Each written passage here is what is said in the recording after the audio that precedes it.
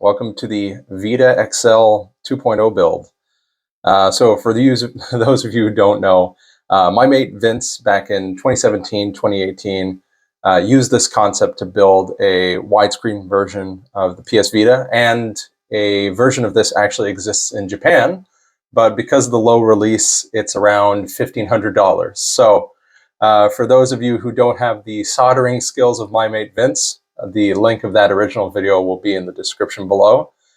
This is a solution, though it will still require some finagling, so let's get into it. So what is this, first and foremost? So this is a PS TV, which is the console version of the PS Vita, and it solves a few problems that aren't really that difficult. For me, the buttons on the PS Vita were too small, screen was too small, so I looked for a few ways to do it. There is a version, again, as I mentioned, in Japan, where you can just plug your PS TV into the back of a screen and controller combo, but I don't have $1,500 to throw against that. All of this was made for under, let's say, $200, rough estimate, maybe even a little bit cheaper. So let's get into how you build this. So the core thing that made this possible was the Nitro deck by CRKD. And basically, there's not a lot of split pads that are compatible with the PS TV. And technically, this one isn't either. However, again, the links for all these things will be in the description below. The Wayfair Universal Adapter lets you take the output signal, which you can use the Nitro deck as a Windows controller. It'll just work. But to make it compatible with the PS Vita, you'll need to use the output signal,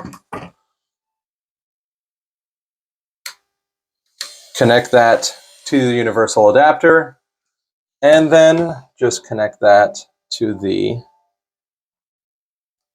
PS TV.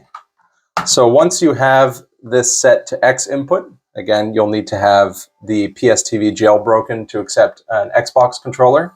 This will be treated as an Xbox controller for the PS Vita. Once that's done, all that's left is a little bit of insane assembly.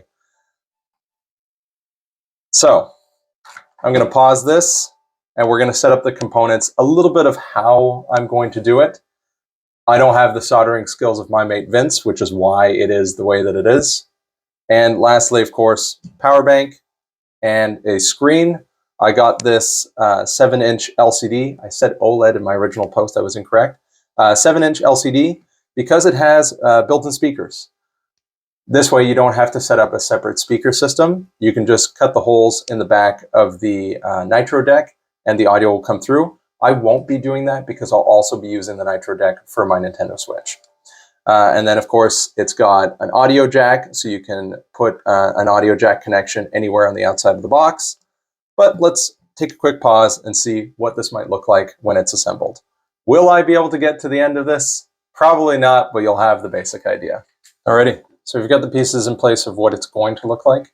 Now, I'm not going to assemble this on screen. This will be a completely separate video to finish the build, but I want everyone to have everything they need in order to make this. So as you can see, the gamepad for the Nitro deck will either need to be extended, so you'll need to do a cut and move the pad itself about 1 inch outwards, which means that you'll have to extend 2 wires. So there's a wire at the bottom that has the USB-C connection normally intended for the Nintendo Switch, and a wire at the top which lets the controller out.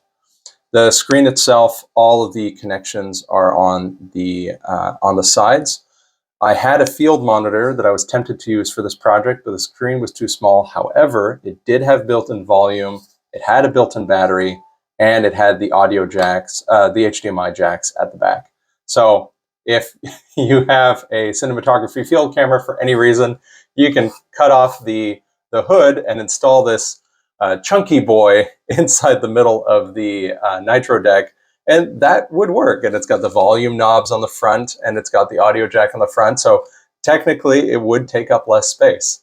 But for those of you who are building it properly, so once this is set into Windows mode, which is pressing in the left and right joysticks, it just kind of works as intended. You can go and you can play through games. We've got like Atelier over here, and everything works great.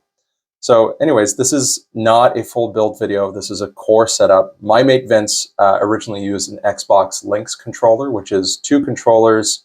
They kind of look like PlayStation Move controllers with a central pad in the middle. But there was a lot of soldering, and I didn't feel like I had the skill level required to making it. Whereas this, I could technically 3D print a housing to put the battery, the PS TV behind the screen itself, and I can run thinner wires if I need to, or I can expand the controller itself to be a little bit wider with minimal amounts of soldering. That's it. That's the core concept. So again, I'll have that link to the original video. This is for those of you who don't have the insane soldering skill that my mate Vince does, but still want to try and make a Vita XL 2.0. Awesome. Good luck.